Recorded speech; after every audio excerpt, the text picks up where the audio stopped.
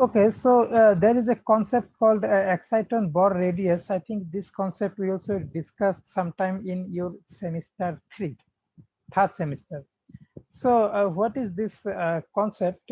So we have a semiconducting material. Okay, in this semiconducting material we have this valence band, you can see, and we have this conduction band. Okay, so there is always an energy band gap. Okay, band gap energy.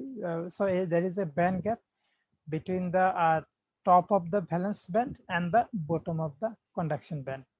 So what is being done here, and incoming light energy is incident. Okay, incoming light energy is that a light energy is incident, but there is a condition that the energy of this incident light has to be greater than the band gap of the semiconductor material concerned. In that case, what would happen? In that case, this particular thing would happen. An electron, when this condition is satisfied, an electron would make a transition from the valence band to the conduction band. Okay, so this concept we learned in your third semester in optical properties of materials. In that unit, we learned about this concept.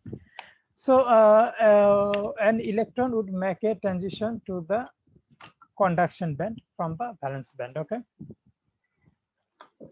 so what would happen in that case? In that case, a pairing would be formed. What pairing? Pairing, you see, this is encircled in this yellow thing encircled. Okay, so this is actually shown to represent a pair. Okay, so this thing and this thing. This is the electron. This is the hole. So such an electron hole pair is called an exciton. Okay, exciton. So this electron hole separation, so electron hole pair is known as exciton, and they are very weakly bound, coulombically weakly bound by how they are bound by coulombic interaction, okay, by Coulomb's attraction force. No, this Coulomb's force in electrostatics you have learned, when two oppositely charged two opposite point charges are attracted by one another by Coulomb interaction. Okay, so that is how they will be bound. Okay, and such bound electron hole pair is known as exciton. But here our we have to learn about this concept called this exciton Bohr radius. Okay, so Bohr, say, it is called Bohr exciton radius and also sometimes called exciton Bohr radius. So either way, this is correct. So what is this radius? So what is this radius thing? So the electron hole separation, okay, this electron hole separation is known as Bohr exciton radius. So the distance between hole and the electron is exciton Bohr radius. Distance means separation, okay, separation or distance, okay. So it is not this energy gap, remember. So distance means the physical distance. So what is the physical distance? So this physical distance is it actually varies from semiconductor material to semiconductor material. So for so you perhaps you know that there is this semiconductor called as zinc oxide. Okay, for zinc oxide semiconductor, this Bohr exciton radius is around I think it's, to be precise, it's around 5.5 nanometers. 5.5 nanometers, or the exciton Bohr diameter will be just the multiple of this, twice multiply this number by 2. So it is around 11 nanometer is the diameter. Okay? So exciton Bohr radius is around 5.5 nanometer, and this diameter is about 11 nanometer. Okay, so this is the diameter. So this is the separation between the electron hole pair. So now the question is, why do we need to know about this electron hole pair separation? So what is the reason? The reason is we have to understand or learn about a term called quantum confinement. Confinement. So confinement. Okay, in the next 1 or 2 slides, we'll learn about this concept of confinement. Okay. Okay, so let me remove these annotations because I have to move to the next slide. Okay, but I hope by now it's clear to you. I mean, clear means we are just revising what is exciton, and the new concept for you is this exciton Bohr radius. Okay. Okay, there are two types of excitons. So one is called this Mott-Wainier type of exciton. So they are weakly bound electron hole pair, and they are mostly observed in semiconductors, normal semiconductors like germanium, silicon, cadmium sulfide, lead sulfide, zinc oxide. In this type of semiconductors, we get Mott-Wainier type of exciton.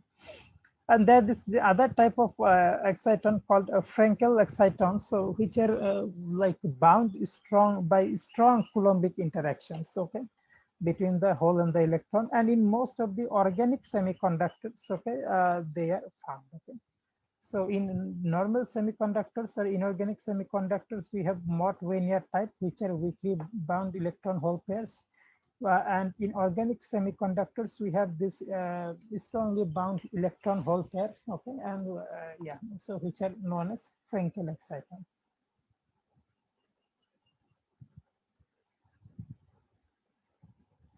Okay, I will come to this picture later, but I want to discuss this thing now.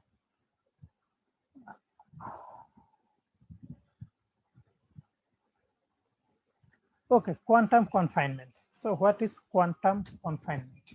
So I will just explain you from the figure, and the note is already available in Google Classroom. Okay, you just browse through the Google Classroom, and the notes are already uploaded there. Okay, sometime last year I uploaded for your senior batch.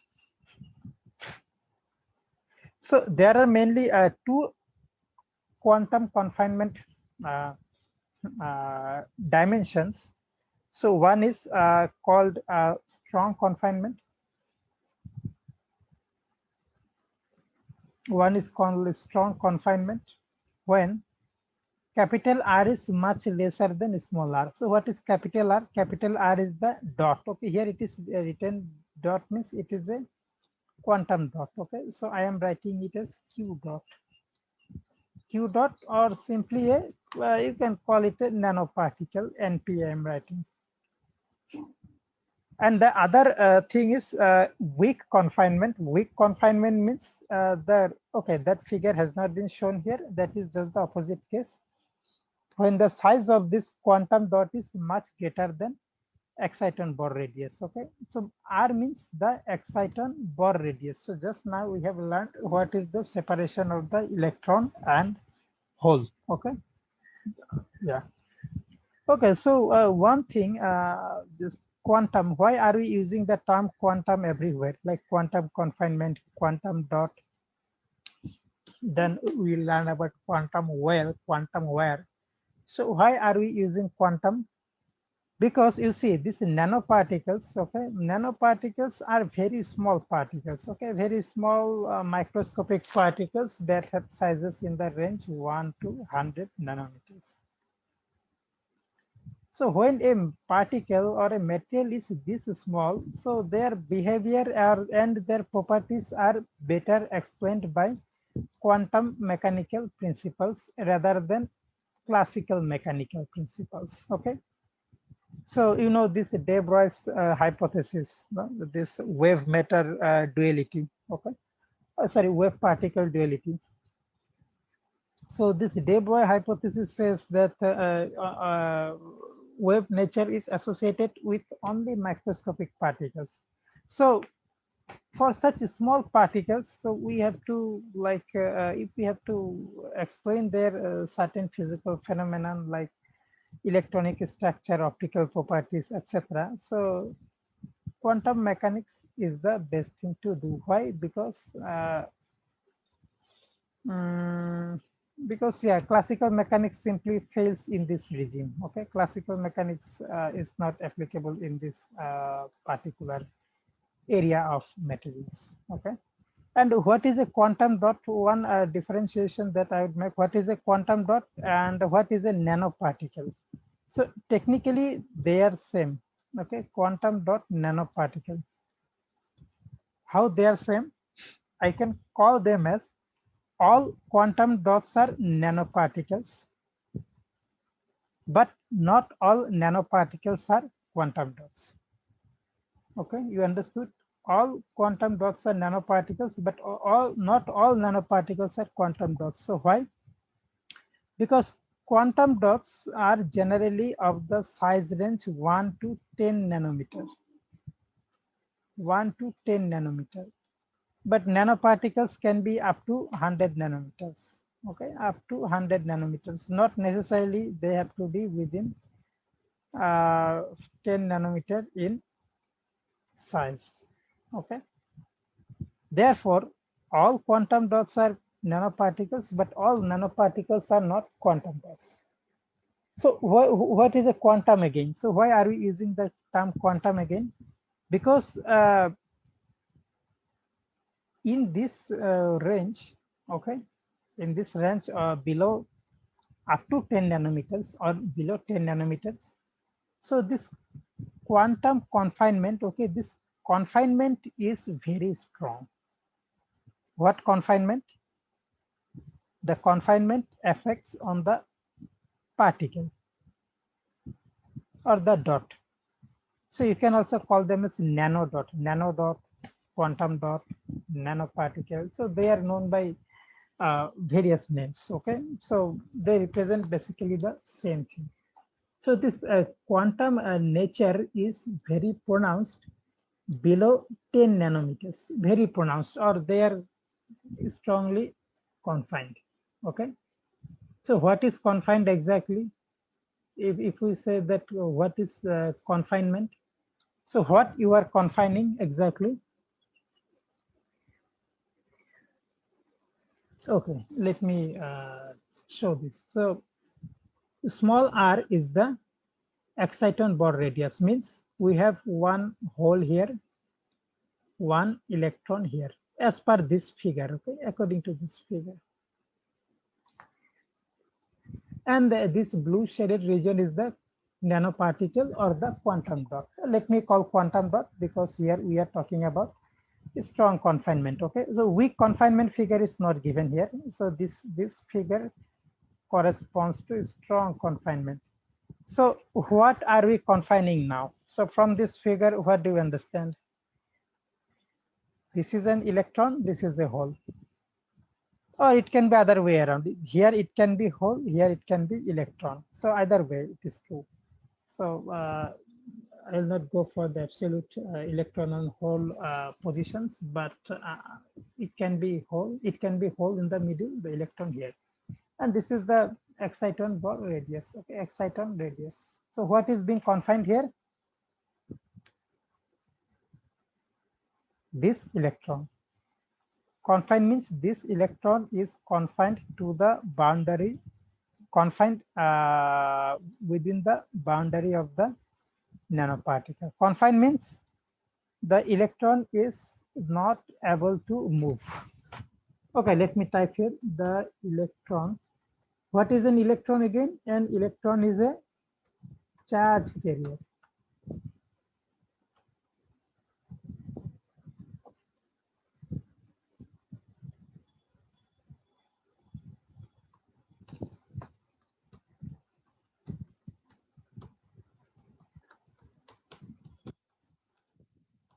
Okay, I am writing it like this. The electron or the charge carrier is confined by the boundary of the nanoparticle. Okay, or it can be hole also. For n-type semiconductor, electrons are majority carriers, you know, and for p-type semiconductors, holes are the majority carriers. So let us, since electrons are very common charge carriers, that's why let me consider that an electron is confined within the boundary of this nanoparticle. Okay, so that is the confinement. So this confinement which we have been mentioning about, that is the confinement of the particular electron by the boundary. Confinement means the electron is not able to get out of the nanoparticle's boundary. Suppose, let me give you an example. Suppose sometimes you see now that due to this lockdown, okay, due to this coronavirus lockdown. We all are, so when there was a very strict lockdown, so we all are confined in our homes. So we are not allowed to come out of our homes. So that is confinement. You are bound by the four walls of your home. Okay, so we are not coming out. Here it is also the same thing. The electron is facing. It is facing the restriction in its movement, restriction to come out of this nanoparticle. Okay, so I hope you have understood up to this. Okay, so let me read it to what is written.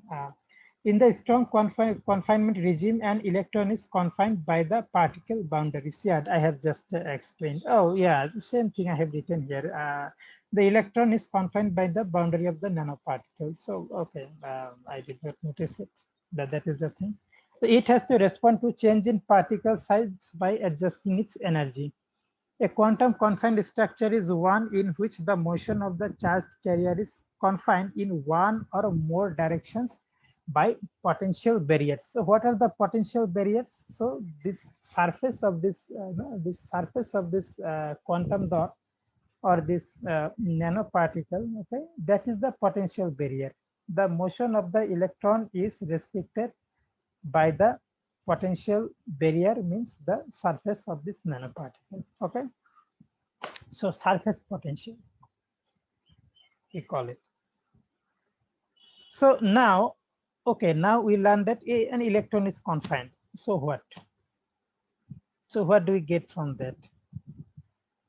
Okay, electron is confined. We have learned what is strong confinement, what is weak confinement. Capital R, that means the size of the nanoparticle. Okay, when size of the nanoparticle is much greater than exciton Bohr radius, okay, then this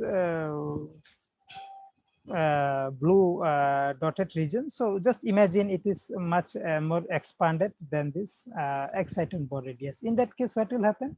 The electron and hole are like they are not separated. Okay, the electron is not that much confined. Okay, the electron is a little bit able to move in this region. And in some other textbooks, okay, apart from strong and weak confinements, in some other textbooks, another concept is used. So maybe I can write it here. That is called moderate confinement. Moderate confinement. So moderate confinement basically refers to R is how do I write this? Almost how do I write it? Almost equal to R. So there is one another concept, maybe in some other textbooks or documents you will find, that is moderate confinement, where the radius of this nanoparticle or this quantum dot is almost equal to or slightly little bit here and there of its measurement about the exciton Bohr radius. Okay, maybe it's a bit slightly greater or slightly smaller. Okay, so not extreme conditions like strong confinement or weak confinement. So moderate confinement is also available. Okay, it is also defined a few times. So in order to observe this very strong quantum nature of these nanoparticles, so we have to make our nanoparticles as small as possible so that we can observe strong confinement. Okay, so now again, so I am removing these annotations, okay, removing these drawings and annotations. So again, what happens then? Your particle or your charge carrier, your electron is the charge carrier, is strongly confined. Then what happens? What do you get to learn? Okay, so this thing you have to check. So particles in a box model, so very popular quantum mechanical concept that you might have studied several times in your college and also at university. So remember this electron, one electron is confined along the potential wells. Okay, these are the infinitely long potential wells And this electron, okay, this black dot is an electron which is restricted to move along the x-axis. Suppose this is the x-axis. We are not considering y or z-axis movement, three-dimensional movement. We are not considering. We are just considering one-dimensional movement or movement of this particular electron. It is bound by the walls. Okay, so potential wall. So infinitely long potential, not well or wall. Oh, well. This is looks like a well. So let me call it potential well. Okay. Only thing is that the electron can move only along the x-axis, and suppose the separation of confinement dimension. Confinement means the electron is restricted to move along the x-axis, and suppose the separation is L. Okay, so this L is see here. Okay, so now we are not going for all those wave function considerations, normalization conditions of this wave function. We are not going for that. So let us just calculate, let us just check the expression for En, okay? En is the confinement energy of this electron, okay, along the x-axis. So what is the expression, if you can recall? So n square h square divided by 8 ml square. Okay, so n square h square divided by 8 ml square such that n is equal to 1, 2, 3. It's an integer. H is Planck's constant, m is the mass of the electron, and L is the this confinement dimension of the electron. And suppose this term in the bracket is termed as E1. Okay, E1 is h square by 8 ml square, where n is taken as 1. Okay. So this expression, don't forget, okay? So this is the expression which makes all the differences. So whatever we are going to learn in next 1 or 2 classes, so this expression makes all the difference. So what do you learn about this expression? That the energy of an electron which is confined to move along the x-axis or confined to move along any given direction, okay, any given dimension is quantized. Why quantized? Because the energy depends on n, and n is an small n is an integer. 1, 2, 3, 4, 5, 6, whatever number we can go. So n is an integer. So what is quantized again? So electron can have energy h square by 8 ml square for n equal to 1. For n equal to 2, it will be 4 E1. 4 means E1. 2 square, okay, corresponding to n equal to 2, it will be 4 E1. E3, okay, so E4 will be, no, that would be E2. E3 would be 9 E1, 9 E1. Then 4 means it will be 16 E1. Then if it is 5, it will be 25 E1. So you see the energy of this confined electron can have values of like E1, 4 E1, 9 E1, 16 E1, 25 E1, next would be 36 E1, next would be 49 E1, because the energy is dependent on the term n square. Okay. So can the electron now, can this confined electron have any energy equal to 2 E1, 3 E1, 5 E1, 6 E1, 7 E1, 8 E1? No, those values are not possible because the square values are possible. The square integral values are only possible. The non-square values are not, like 10, 11, 12, 13, 14, 15. These values are not possible. Okay, that is why what is happening, the energies of the electron are quantized. The electron will have quantized value of energy. Okay, not continuous, but quantized. Quantized are also sometimes called as discrete. Okay, so that is the quantum mechanics, and that is where I hope you now get. We are very much interested to learn about the we call quantum dot. That's how quantum confinement, quantum dot, or why we need quantum. We need to understand. We need to explain the properties of nanoparticles with the help of quantum mechanics. So here is the main reason. Consider an electron confined in a given direction, and its energies are evolved like this. Energies have got quantized values, not continuous values. Okay. So have you understood now? We are not going for all derivation. That is not in the scope of this course that you have learned in your lower classes. So also in MSc classes you have learned. Okay. So that is why we are so that is why we are interested in this quantum mechanical stuff here. Okay. So quantum confinement, quantum dot, quantum wire, quantum well, those things come into picture. Okay, so I hope I can remove the annotation. So see, okay. Okay, so here one slide.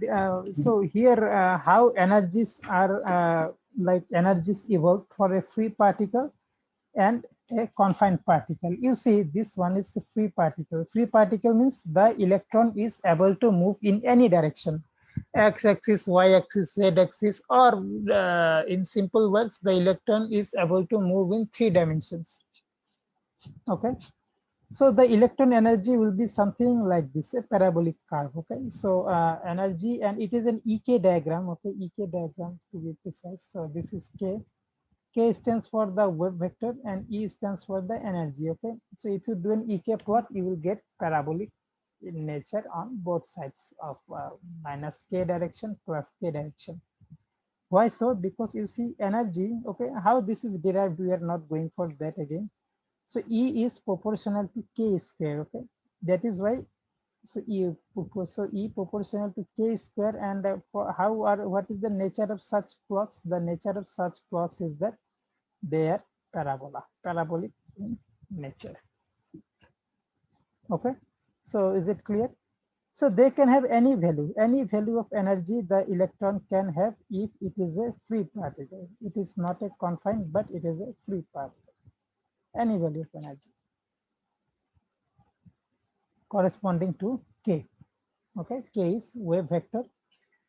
Uh, Wave vector, or also sometimes called a momentum, because P momentum is related to K as this P equal to H cut K. Okay, we learned in the third semester, if you recall.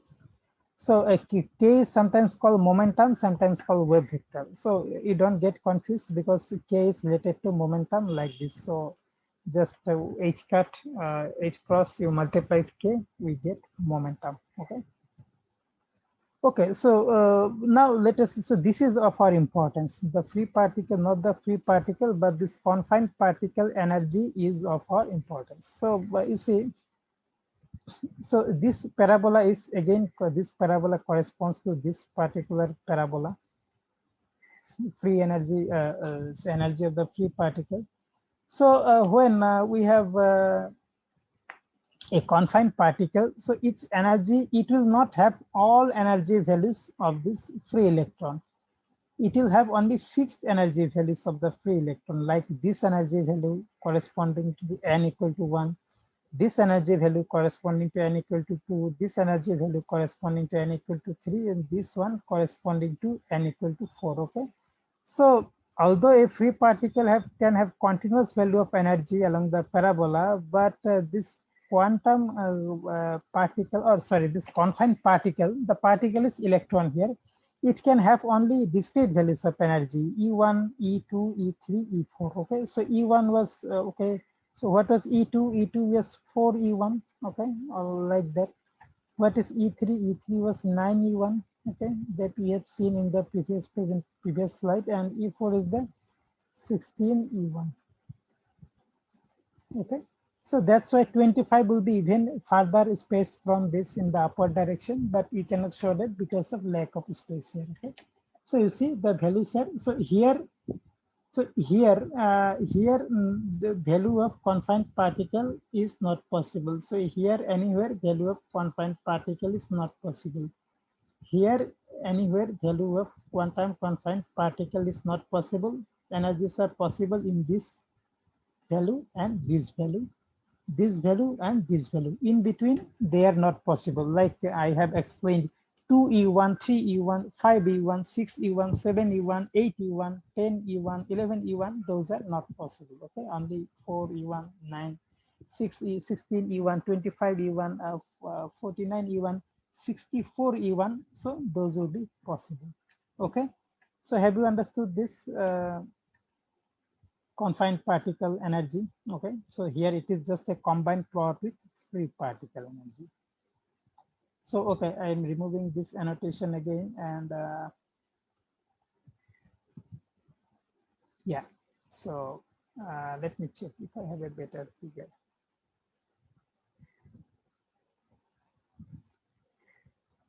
Okay, before we finish, I want to discuss this particular figure quickly. So so we understood that the energy levels of quantized electrons are discrete or quantized, not continuous, but quantized.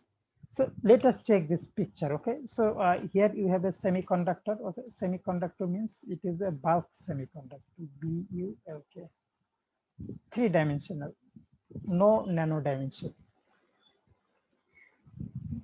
This is the energy level, valence band and conduction band, VV here and CV here. This is the energy level of an atom, just single atom. Okay, one energy level, one conduction band, one valence band.